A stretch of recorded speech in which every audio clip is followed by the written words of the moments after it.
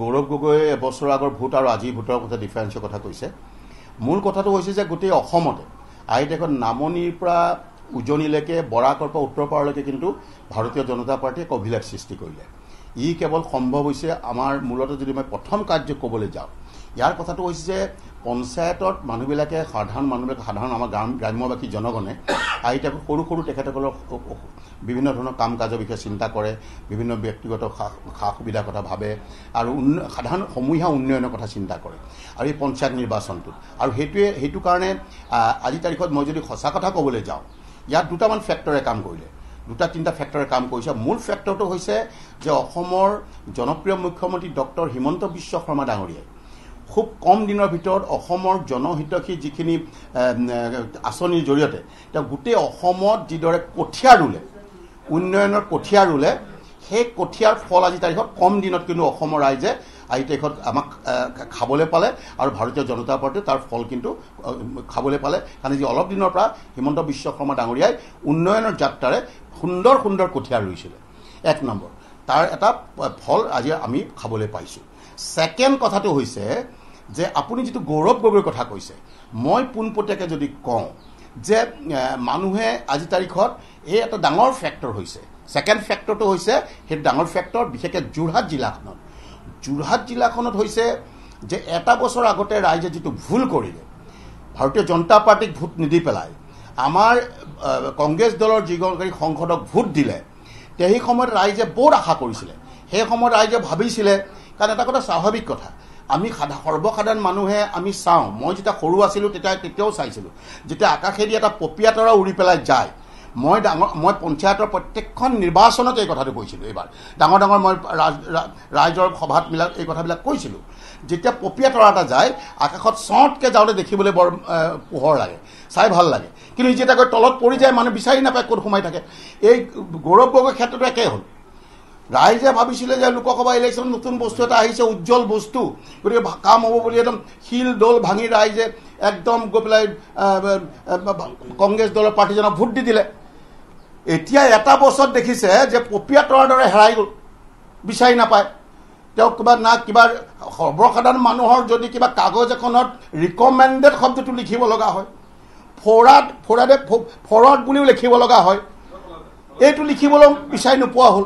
গতিকে ৰাইজে হাবাতৰি খাব লগা হ'ল, পৰ্বতত কাছকণী বিচৰাৰ নিচিনা হ'ল এতিয়া সংসদগৰাকী। যাৰ কাৰণে ৰাইজে গোটেই কথাখিনি বুজি পায়, তাৰ উল্টা খৰ মাৰিবলৈ আৰম্ভ কৰি দিলে। উল্টা খৰ মাৰি ভাৰতীয় জনতা পাৰ্টী হাত শক্তিশালী কৰিবৰ কাৰণে, দিলীপ শইকীয়া হাত শক্তিশালী কৰিবলৈ, বিশেষকৈ অসমৰ জনপ্ৰিয় মুখ্যমন্ত্ৰী হিমন্ত বিশ্ব শৰ্মা ডাঙৰীয়াৰ হাত শক্তিশালী কৰিবলৈ ৰাইজে প্ৰতিদান হিচাপে ৰাইজে পঞ্চায়ত ইলেকশ্যনত শিল দৌল ভাঙি এইবাৰ ভাৰতীয় জনতা পাৰ্টীৰ জুলুঙাত ভোট দিলে। থাৰ্ডটো হৈছে, মই সেইটো কথা ভবা নাছিলোঁ যে কংগ্ৰেছ দলত মই যেতিয়া ওলাই আহিছিলোঁ সেই সময়ত কংগ্ৰেছ দলৰ অভ্যন্তৰীণ কাজিয়াবিলাক মই দেখি আছিলোঁ। মই বহুত ঊৰ্ধ্বতমকৈ প্ৰতিপক্ষত বহুত কথা জনাইছিলোঁ, মোক গুৰুত্ব দিয়া নাছিলে, হ'বকৈ থৈ দলটো গেলাই গৈ আছিলে। যাৰ কাৰণে মই ওলাই আহিবলৈ বাধ্য হৈছিলোঁ। ভাৰতীয় জনতা পাৰ্টীক হাত শক্তিশালী কৰি এজন সৈনিক হিচাপে হিমন্ত বিশ্ব শৰ্মা ডাঙৰীয়া আজি আমাৰ দলৰ সভাপতিৰ ছত্ৰছায়াত থাকি কাম কৰাৰ সপোন দেখিছিলোঁ, তাৰ কাৰণে ওলাই আহিছিলোঁ। কিন্তু এতিয়া এইবাৰ গুৱাহাটীত গৈ গম পালোঁ যে পঞ্চায়ত নিৰ্বাচনৰ আগে এইবাৰ লোকসভা ইলেকশ্যনৰ পাছত আমাৰ দলীয় এজন কংগ্ৰেছ দলৰ নেতৃত্বই তেখেতে নিজৰ অসমৰ চাৰিচুক ঘূৰি ফুৰিছে ভোট বিচাৰি, স্বাভাৱিক কথা। কিন্তু এই যোৰহাটৰ সংসদজনে যিদৰে মুখ্যমন্ত্ৰী হোৱাৰ সপোন দেখি আলাসত চাং পাতি পেলাই তেওঁ যেতিয়া চাৰিফালে ঘূৰিব ল'লে, ভিতৰুৱাকৈ দুয়োজনৰ মাজত মুখ্যমন্ত্ৰীৰ যুঁজত তেওঁলোকে গোপন শীতল যুদ্ধ আৰম্ভ হ'ল। আচৰিত হ'ব শুনি, এই শীতল যুদ্ধখনত, এই শীতল জুইকুৰাত নামনি অসমৰ এজন সংসদে আৰু সেইফালৰে 3জনমান বিধায়কক লগত লৈ তাত এনেকুৱাকৈ ঘিউ ঢালি আছে, হ'বকৈ আল্টিমেটলি গৈ পেলাই জুইকুৰা দপকৈ জ্বলিলে। গতিকে কংগ্ৰেছ বহু কৰ্মীয়ে জিলাই যোৰহাটৰো বহুত কংগ্ৰেছ কৰ্মীয়ে সেইকাৰণে নেতাসকল যেনে তেনে বাচিছে, তেওঁলোকৰ পঞ্চায়ত খালী হৈ গৈছে, নীল হৈ গৈছে। জিলা পৰ্যায়ত যিবিলাক কংগ্ৰেছৰ নেতা আছে তেওঁলোকেতো খালী জিৰ', তেওঁলোকৰ পঞ্চায়তবিলাকত জিৰ' হৈ গৈছে কংগ্ৰেছ।